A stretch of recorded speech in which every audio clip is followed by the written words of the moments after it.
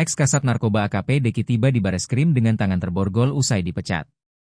AKP Deki Jonathan Sasiang, mantan Kasat Reserse Narkoba Polres Kutai Barat, Kalimantan Timur, tiba di gedung Bareskrim Polri, Jakarta, pada Senin sore, 18 Mei 2026. Pantauan di lokasi, AKP Deki datang sekitar pukul 17.42 WIB dengan pengawalan ketat dari penyidik Direktorat Tindak Pidana Narkoba Bareskrim Polri. Mengenakan pakaian hitam lengan panjang, mantan perwira polisi tersebut tampak turun dari kendaraan dengan kedua tangan diborgol. Meski menjadi sorotan awak media yang sudah menunggu di depan lobi gedung, AKP Deki memilih bungkam dan tidak memberikan komentar apapun. Ia berjalan santai menuju lift untuk menjalani pemeriksaan lanjutan terkait kasus yang menjeratnya. Kasatgas NIC di Tipid Narkoba Bareskrim Polri, Kombes Kevin Leleuri, menjelaskan bahwa penjemputan terhadap AKP Deki dilakukan oleh tim gabungan Subdit 2, Subdit 4 di Tipid Narkoba Bareskrim, bersama Satgas NIC. AKP Deki dibawa dari Polda Kalimantan Timur ke Mabes Polri guna menjalani pemeriksaan lebih lanjut terkait dugaan tindak pidana pencucian uang atau TPPU yang berkaitan dengan jaringan narkoba di wilayah Kutai Barat. Sebelumnya, berdasarkan hasil sidang Komisi Kode Etik Polri atau KEP, AKP Deki resmi dijatuhi sanksi pemberhentian tidak dengan hormat, atau PTDH, dari institusi Polri. Kasus ini mencuat setelah polisi menangkap seorang bandar narkoba bernama Ishak yang diketahui beroperasi di wilayah Kutai Barat, Kalimantan Timur. Dari hasil pengembangan kasus, AKP Deki diduga berperan sebagai backing atau pelindung jaringan peredaran narkoba tersebut. Penanganan perkara kemudian diambil alih oleh Bareskrim Polri untuk pendalaman lebih lanjut. Dalam proses penyidikan, Bareskrim juga telah menangkap Mary Christine, yang diketahui merupakan calon istri bandar narkoba Ishak, serta Marcelus Fernandus yang diduga menjadi penghubung antara AKP Deki dan Ishak.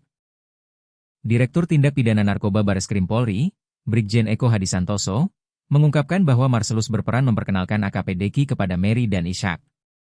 Tak hanya itu, dari hasil pemeriksaan terungkap adanya pesan suara dari AKP Deki yang meminta agar jaringan narkoba Ishak diamankan.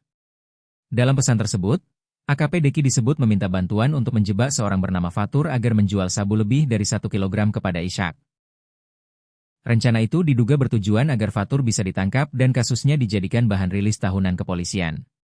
Sebagai imbalannya, AKP Deki diduga menjanjikan keamanan bagi jaringan narkoba Ishak untuk tetap beroperasi di wilayah Kutai Barat. Penyidik juga menemukan adanya aliran uang dari jaringan narkoba kepada AKP Deki. Menurut keterangan Mary Christine, dirinya bersama Ishak dan Marcelus pernah bertemu langsung dengan AKP Deki di rumahnya sekitar Oktober atau November 2025.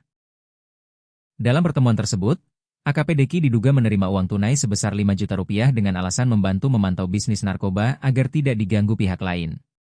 Tidak berhenti di situ, sebulan kemudian AKP Deki kembali diduga meminta uang sebesar 50 juta rupiah melalui perantara Marcelus dengan alasan kebutuhan serah terima jabatan.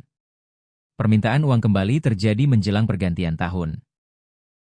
AKP Deki disebut meminta tambahan dana sebesar 15 juta rupiah untuk kebutuhan malam tahun baru.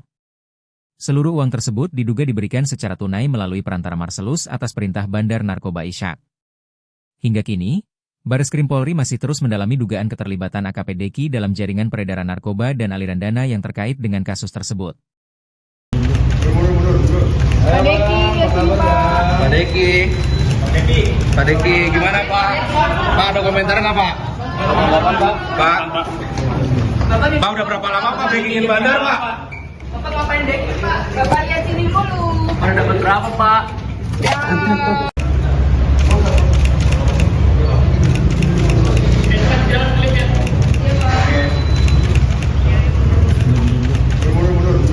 Pak Deki, ya sini Pak. Pak Deki.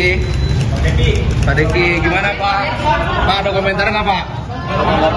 Pak, Pak udah berapa lama Pak backingin bandar Pak?